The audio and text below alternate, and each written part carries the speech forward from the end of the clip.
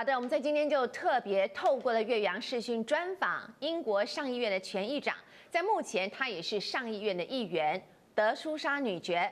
Good morning, the Right Honorable Baroness de Souza. Thank you for accepting my interview request.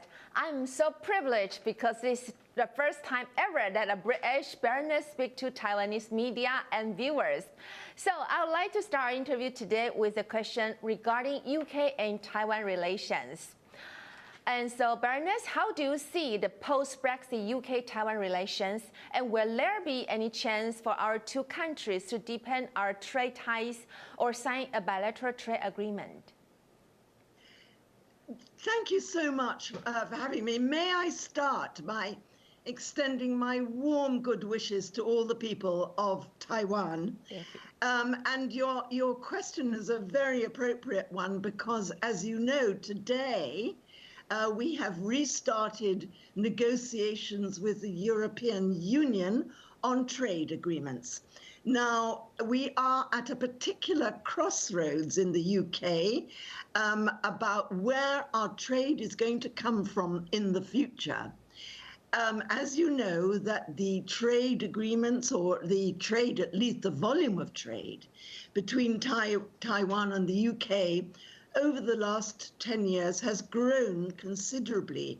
We have something like 300 British companies which are investing in Taiwan at the moment, including obviously AstraZeneca, but the major banks, British Petroleum. What I think we need at the moment, what Britain should be looking for, is to establish free trade organizations wherever it can, because once we reach the 31st of December, possibly without a trade deal with the EU, we will be in a very difficult position.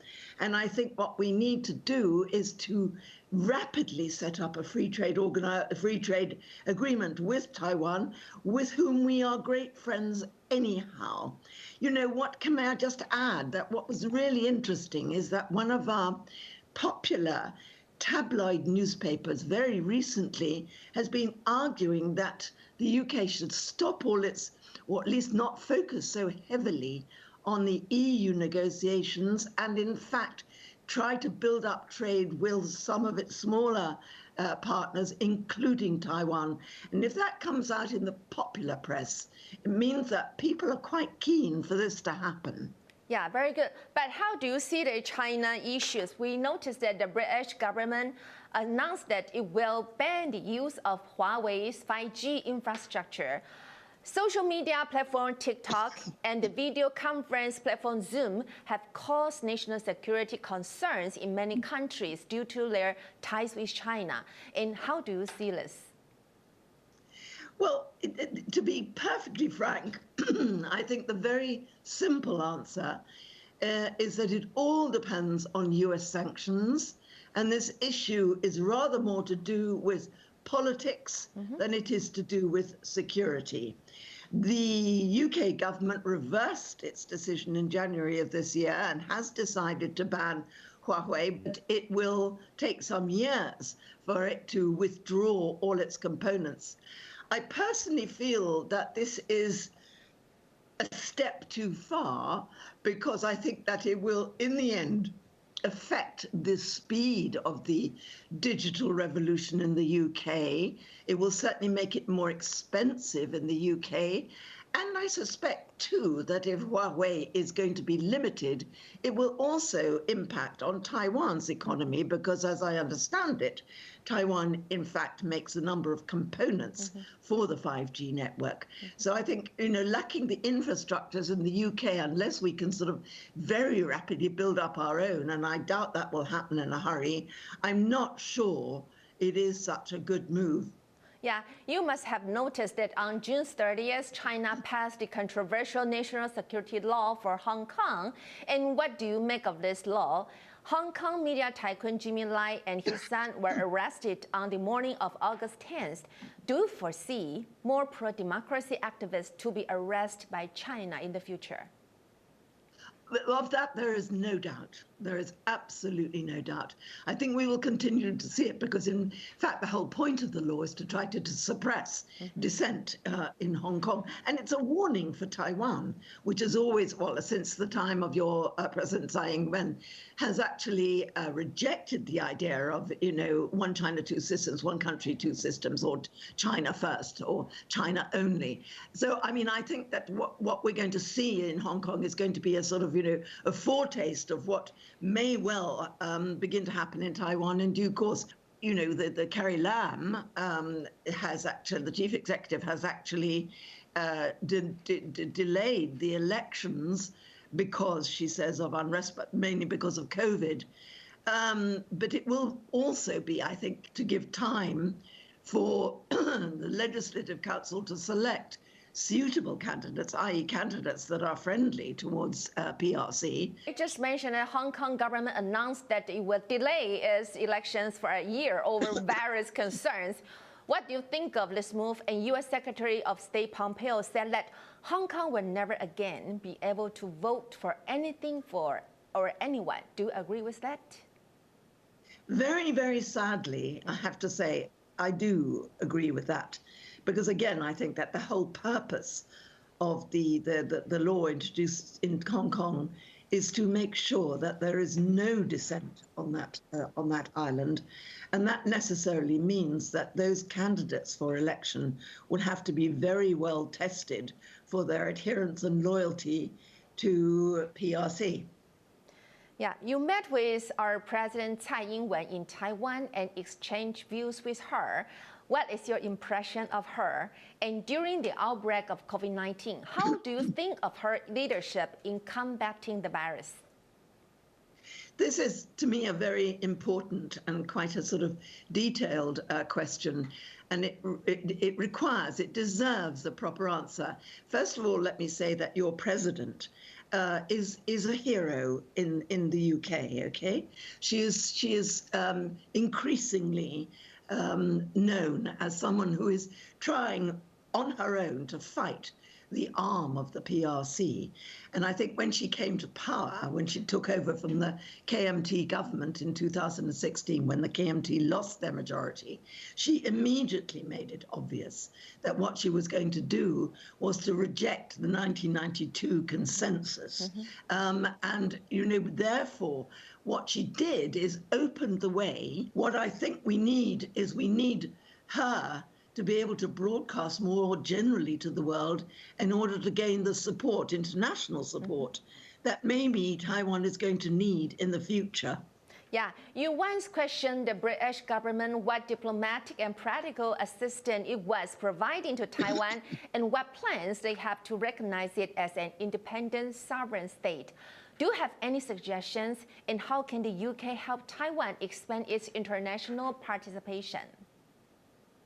Well, I think Taiwan has what we should recognize is that Taiwan has an extra special role in perhaps persuading other countries within the Southeast Asia region to be less influenced by the PRC. I think, too, that we could make a start in the UK, and in fact, we've been asking the government to do this for some time, make a start by, for example, affording full diplomatic status to the Taiwanese representatives, for example, giving them the right to stay as long as they want, and for the embassy to have diplomatic status.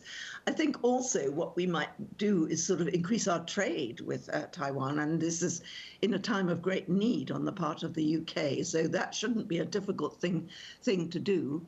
And I think that another factor would be, you've recently had a visit from Mr. Azar, yes, the Secretary of State for Health and Health Services from the USA.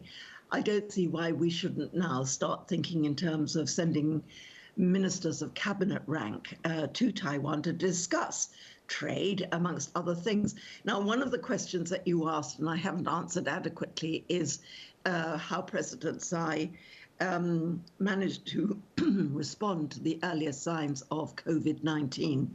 Well, Taiwan presents an example to the world And I think that is the first time that the Taiwanese have had this international prominence, and they deserve it. And again, if I may say, I'm probably answering far too long questions, too long answers, but what any government requires is trust. In order to be able to have a shared vision with the country, to have authentic communication with the country, to hear the people's voice, all that results in trust. If you've got trust, you know, your population will be behind you. We don't have that trust in the UK. You do have that trust in Taiwan. So great. So you just mentioned that UK is not considering sending maybe cabinet level delegations to Taiwan, or will you also consider invite Taiwan's top ranking officials, including President Tsai, to the UK?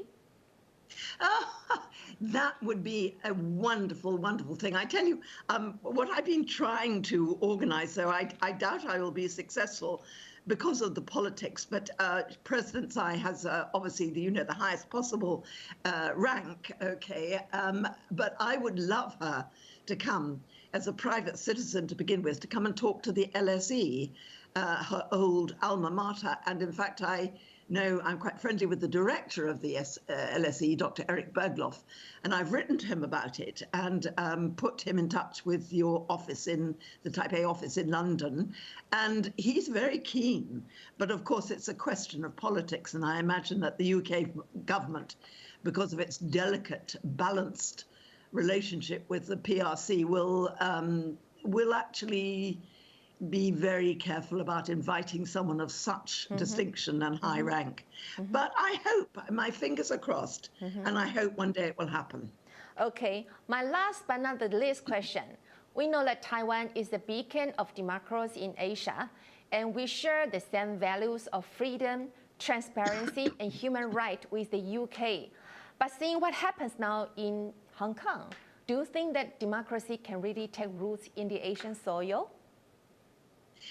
Well, to some extent, albeit imperfectly, democracy has already taken root. I mean, look at India, for example, the largest so-called democracy in the world. Can I just say that democracy is not a given. It's not a one-off thing. It's a process. And it's a very delicate and a very fragile process. And it needs constant vigilance on the part of people, because governments always think that they know best for the people, often in very beneficial ways. They say, we know what's best for the people. That gives governments undue power. I think what we need is, the growth of and the maintenance of the democratic institutions, such as an independent judiciary, a free press, trades unions, and the growth of civil society organizations. All these things we see in Taiwan. I think Taiwan would do well to spread the notion that democracy, they have won so hard over the years. After all, it's fairly recent status in Taiwan, can be maintained through these institutions of democracy, and it could export that idea. In fact, I don't see why Taiwan shouldn't set up on its own an institute for democracy to which people from government and civil service all over Southeast Asia could come and learn and have a sort of crash course in the institutions of democracy, because democracy is not going to end with tanks on the lawn. It's going to end by the very slow erosion of the freedoms that we have: freedom of speech, freedom of assembly, freedom of the press, independent judiciary. So I think that we should be mindful of that in the day of big corporate ownership. This is a very worrying trend in Southeast Asia, as it is elsewhere. Terrific. Thank you, Baroness, for your precious time and valuable views. Your words are an enlightenment and encouragement to people who pursue freedom and democracy. Thank you very much, and goodbye.